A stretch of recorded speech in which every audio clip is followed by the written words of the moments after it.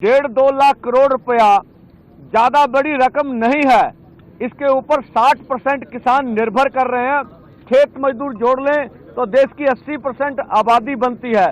तो हमारी पूरा प्रयास है कि पीसफुली रहेंगे, अथवा अगर केंद्र को ऐसा लगता है अभी मांग मानने में कोई उसे दुचित्ती आ रही है, तो हम कहते हैं प्रधानमंत्री जी, संविधान की रक्षा करना आपका दायित्व है।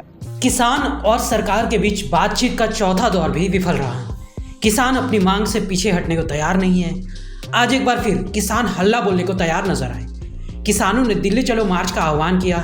इस पूरे मसले को लेकर किसान नेता सरवन सिंह पढ़ेर ने कहा कि हमने अपनी तरफ से पूरी कोशिश की, हम बैठक में शामिल हुए, हर बिंदु पर चर्चा हुई और अब फैसला केंद्र सरकार को लेना है।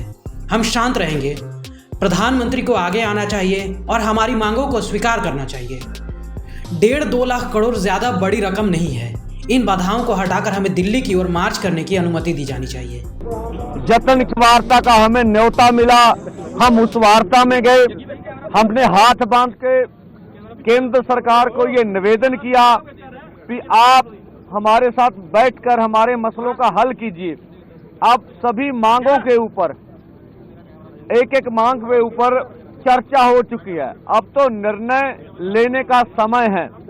अगर केंद्र सरकार का हेड ऑफ स्टेट आगे आए और वो कहे कि हम एमएसपी गारंटी कानून बनाने के लिए तैयार हैं, ठीक है, आगे इससे आगे बढ़ा जा सकता है और स्थिति को शांत किया जा सकता है। जो हमें नजर आ रहा है, यहाँ एक एक माँ का एक एक बेटा है।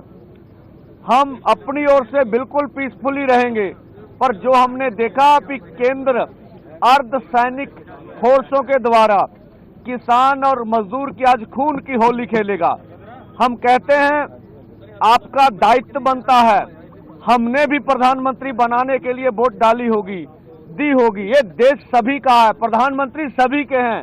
उनको आगे आके परिस्थितियों को संभालना चाहिए और हमारी मांगे मान लेनी चाहिए। 1.5-2 लाख करोड़ रुपया ज्यादा बड़ी रकम नहीं है। इसके ऊपर 60% किसान निर्भर कर रहे हैं। खेत मजदूर जोड़ लें तो देश की 80% आबादी बनती है। तो हमारी पूरा प्रयास है कि पीसफुली रहेंगे, अथवा अगर केंद्र को ऐसा लगता है अभी मांग मानने में कोई उसे दुचित्ती आ रही है, तो हम कहते हैं प्रधानमंत्री जी, संविधान की रक्षा करना आपका दायित्व है। आप संविधान की रक्षा कीजिए। हमें पीसफुली प्रोटेस्ट करने के लिए ये नाका खोल के दिल्ली जाने का इजाजत दे दीजिए। ये संविधान है क्या देश के किसान मजदूर का? इससे गतिरोध खत्म हो जाएगा और आगे भी हमारे जवान है, इधर किसान है, वो भी हमारे परिवारों से है, हम भी अपने हैं। इसलिए हम नहीं चाहेंगे कि हम ऐसा कुछ हो तो जो देश को आज दुखद तस्वीरें देखने में सामने आए, और हम अपनी ओर से कोई प्रहार नहीं करेंगे, पीसफुली रहेंगे। अब केंद्र के पाले में कि वो आने वाले समय में क्या फैसला करते हैं। हमारा इरादा किसी तरह की अराजकता को पैदा करना नहीं है। हमने 7 नवंबर से दिल्ली चलो कार्यक्रम बनाया है। अगर सरकार कहती है कि उन्हें पर्याप्त समय नहीं मिला, तो इसका मतलब है कि सरकार हमें नज़रअंदाज करने की कोशिश कर रही है। ये ठीक नहीं है। हमें रोकने के लिए इतने बड़े बड़े बैरिकेड लगाए गए हैं। हम शांति से दिल्ली जाना चाहते हैं। सरकार बैरिकेडिंग हटाकर हमें अंदर आने दे, नहीं तो हमारी मांगे मान ले। हम शांत हैं। अगर वे एक हाथ बढ़ाएंगे तो हम भी सहयोग करेंगे। हमें धैर्य के साथ स्थिति को संभालना होगा। मैं युवाओं से अपील करता हूँ कि वे नियंत्रण ना खोएं। जैसे पढ़ेर साहब ने बताया कि हमारी मंशा किसी तरह का भी अशांति पैदा करना हमारा निशाना नहीं है, ना कोई हमारी इसके ऊपर कोई प्रेस्टीज इशू है कि हम तो ऐसा किए बगैर रह नहीं सकते। लेकिन बात यह है कि हमने दिल्ली जाने का प्रोग्राम बनाया। ये आज से नहीं बना, ये 7 नवंबर की हमने कॉल दे रखी है। 7 नवंबर से लेकर अगर आज सरकार ये कहे कि समय कम है हमारे पास, तो मुझे लग रहा है सरकार की ये टाल मटोल की नीति है।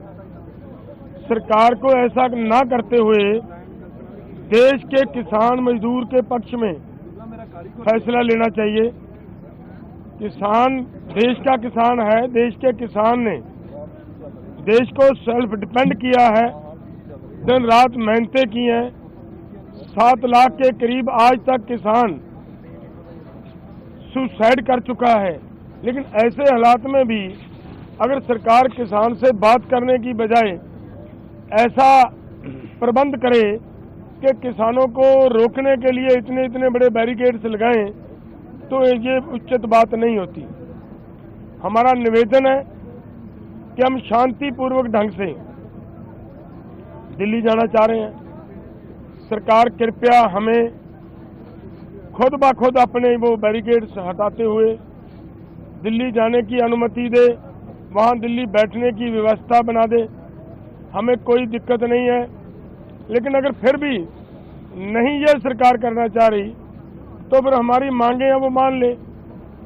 हमारे देश के प्रधानमंत्री जी हैं, हमारी सरकार जो वहाँ दिल्ली में बैठकर बड़े बड़े फैसले लेती है हमारे आम देश पूरे देश के लोगों के लिए, वो आज अपने किसानों के लिए एक बयान नहीं दे सकते कि भाई किसानों का हम ये मामला उनके फसलों की खरीदी का गारंटी का कानून बनाने के लिए तैयार हैं, बनाते हैं। तो किसान भी शांत रहें, हम शांत हैं। किसानों को शांत कहने की किसी की जरूरत नहीं है, किसान पहले से ही पूरी तरह शांत हैं। सिर्फ उनकी एक हाथ आगे बढ़ेगा तो किसान अपने आप 2 हाथ आगे बढ़ाता है। सो इसलिए मैं किसानों और नौजवानों को भी ये अपील करूंगा कि देखिए आज जिस तरह का माहौल है, सरकार जिस तरीके से अपनी जिद पे अड़ी हुई है, ऐसे हालात को बड़े दिमाग से बड़ी समझदारी से हमें हैंडल करना होगा। कहीं ऐसा ना हो कि हम आपा खो बैठें। वहीं आज प्रदर्शन हरियाणा और पंजाब से हटकर उत्तर प्रदेश में भी देखने को मिला, जहां पर ट्रैक्टर लेकर किसान प्रदर्शन करते हुए नजर आए।